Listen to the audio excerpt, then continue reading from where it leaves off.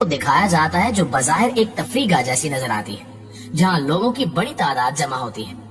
اگلے سین میں دکھایا جاتا ہے کہ وہاں ایک بڑا سا سائن بورڈ لگا ہوا ہے جس پر اور باتوں کے ساتھ ساتھ 2023 بھی لکھا ہوتا ہے، یعنی بتایا جا رہا ہے کہ اس سین میں 2023 کے حوالے سے پیشگوئی کی جا رہی ہے۔ اس کے بعد دکھایا جاتا ہے کہ یہ لوگ پریشانی کے عالم میں ادھر ادھر بھاگنا شروع ہو جاتے ہیں اور وہاں موجود چیزیں تیز تیز ہلنا شروع ہو جاتی ہیں، اور پھر مختلف مقامات دکھائے جاتے ہیں جو زلزلے کی وجہ سے لرز رہے ہوتے ہیں۔ اس پیشگوئی میں یہ بتایا جا رہا ہے کہ 2023 میں شدید قسم کے زلزلے آئیں گے جن سے پوری دنیا میں تباہی پھیلے گی۔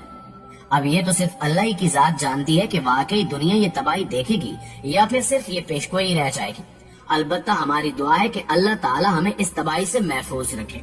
ناظرین گرامی، یاد رہے کہ صرف سیمسن ہی نہیں بلکہ عالمی ماہرین نے بھی دنیا کے لیے خطرے کی گھنٹی بجا دی ہے، جن کے مطابق ہماری دنیا عنقریب بڑے زلزلے کی لپیٹ میں آئے گی جس سے بڑی تباہی پھیلنے کا خدشہ ہے۔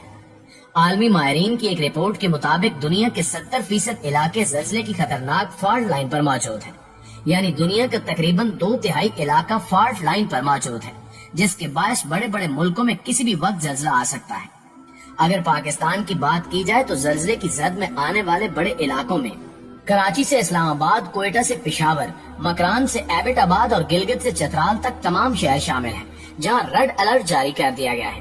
جبکہ ان رپورٹس میں بتایا گیا ہے کہ زلزلے کے اعتبار سے پاکستان دنیا کا 5واں حساس ترین ملک بن چکا ہے،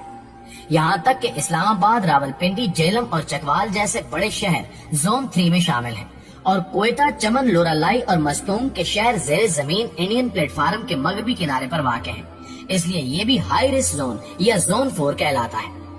ناظرین گرامی، یہاں یہ بات واضح ہے کہ جن علاقوں کو خطرناک قرار دیا گیا ہے وہاں 2005 کے تباہ کن زلزلے کے بعد آئے روز زلزلے کے جھٹکے محسوس کیے جاتے ہیں، اور بعد ازاں ان زلزلوں کی شدت اس قدر شدید ہو جاتی ہے کہ اس کے باعث شہری آبادیاں تباہی کا شکار ہو جاتی ہیں۔ اس کے علاوہ یہ بھی یاد رہے کہ بابا وانگا کی جانب سے بھی پیشگوئی کی گئی تھی کہ 2023 وہ سال ہوگا جب پوری دنیا میں زلزلے آئیں گے، جبکہ اس پیشگوئی کے مطابق یہ زلزلے اور سیلاب سب سے زیادہ تباہی پاکستان میں مچائیں گے۔ اور اس پیشگوئی کے بعد اسپیس سائنسز کے چیئرمین پروفیسر ڈاکٹر سید عامر محمود نے خصوصی گفتگو کرتے ہوئے کہا کہ اس پیشگوئی میں کہی گئی بات سچ ہوتی نظر آ رہی ہے، کیونکہ ہماری تحقیق کے مطابق بھی ہندو کش پٹی سے ایک زلزلہ آئے گا جو بعد میں لاہور تھرسٹ کے نام سے نیا پہاڑی سلسلہ بن جائے گا، جس کے بعد کسی بھی وقت زلزلہ آئے گا جو اچھی خاصی تباہی کا سبب بنے گا اور وقفے سے آ کر لاہور کو 2 حصوں میں تقسیم کر دے گا۔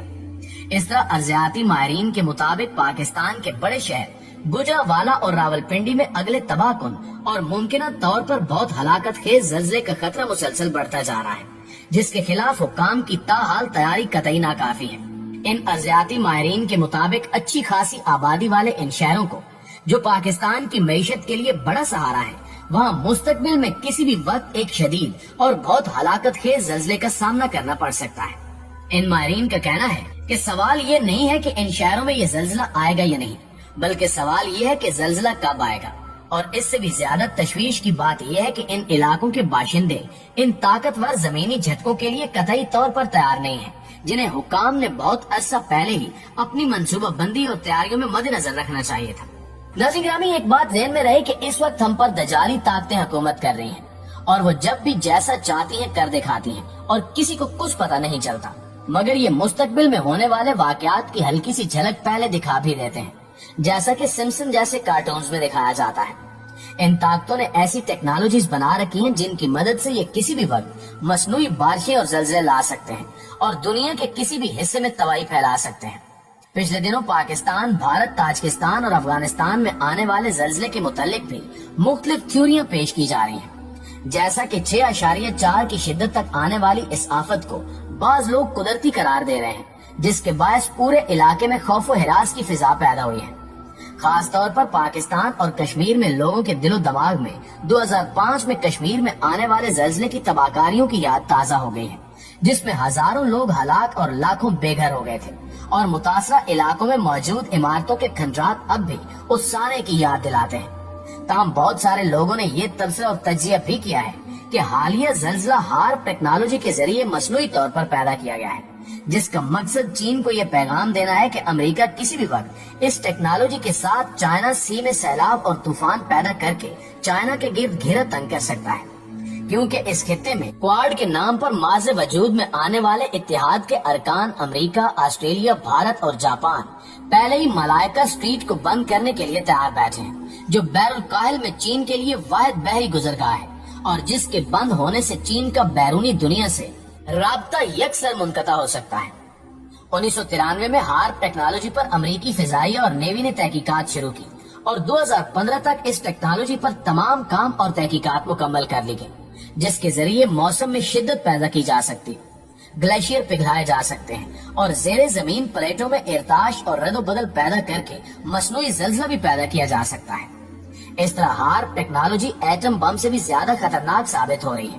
کیونکہ زلزلے یا سیلاب پیدا کر کے بڑے بڑے ممالک بحالی کی سرگرمیوں میں حصہ لینے کے بہانے اپنے جاسوس اور تخریب کاروں کو متاثرہ ممالک میں بھیج دیتے ہیں، جیسا کہ کشمیر میں 2005 میں ہوا، جب بحالی کے کاموں میں حصہ لینے کے لیے CIA اور بلیک واٹر کے بہت سارے لوگ پاکستان میں داخل ہو گئے اور یہاں رہ کر دہشت گردی کو فروغ دیا۔ ریمنڈ ڈیوس اس کی ایک مثال ہے۔ چند سال پہلے ایک روسی سائنسدان نے یہ دعویٰ کیا تھا کہ ہم نے ہارپ ٹیکنالوجی کے ذریعے پاکستان میں 2010 میں مصنوعی طور پر سیلاب پیدا کر کے پورے ملک کو ڈبو دیا تھا۔ دوستو، ہارپ ٹیکنالوجی ایک ایسی حقیقت ہے جو امریکہ کے بعد روس اور اسرائیل کے پاس بھی موجود ہے، جبکہ چین بھی اس پر کافی حد تک کام کر چکا ہے۔ دراصل آج کا دور ٹیکنالوجی کا دور ہے۔ جو قومیں ٹیکنالوجی پر عبور حاصل کر لیں گی وہ دنیا کی قیادت پر فائز ہو جائیں گی، جس کی تازہ ترین مثال ہم نے بھارت اور چین کے درمیان ہونے والی حالیہ جھڑپوں کے دوران دیکھی ہے، جب چین نے لداخ میں ڈائریکٹ انرجی ویپن استعمال کر کے بھارتی فوجیوں کو الٹیوں اور چکروں کی بیماری میں مبتلا کر دیا تھا، جس کے باعث وہ اپنی چوکیاں چھوڑنے پر مجبور ہو گئے اور ان چوکیوں پر بعد میں چینی افواج نے بآسانی قبضہ کر لیا۔ اسی طرح 27 فروری 2019 کو پاکستان نے چین کی دی ہوئی technology electro magnetic plus weapon استعمال کر کے بھارتی پائلٹ ابھینندن کے طیارے کا اپنے ٹاور کے ساتھ رابطہ ہی منقطع کر دیا اور پھر آسانی کے ساتھ میزائل کے نشانے سے اسے گرا لیا۔ پچھلے سال پاکستان اور ایران میں اچانک سے پورے ملک میں ہونے والے بلیک آؤٹ کو بھی ٹیکنالوجی کا نتیجہ ہی کہا جا رہا ہے، جبکہ چین نے حال ہی میں ایک ایسے اینٹی بیلسٹک میزائل کا تجربہ کیا ہے جو دشمن کی طرف سے آنے والے ایٹم بم کو ناکارہ بنا سکتا ہے۔ الغرض کے آنے والے دنوں میں جنگیں صرف اسلحے، گولے بارود، ٹینک اور ہوائی جہازوں سے نہیں لڑی جائیں گی، بلکہ ترقی یافتہ ممالک دور بیٹھ کر ہی اپنی ٹیکنالوجی کے ذریعے مصنوعی طور پر سیلاب، طوفان اور زلزلے پیدا کر کے اپنے دشمن ممالک کا نام و نشان بھی مٹا سکیں گے۔ آخر میں دعا ہے کہ اللہ تعالیٰ پوری دنیا کو اپنی حفظ و امان میں رکھے، آمین۔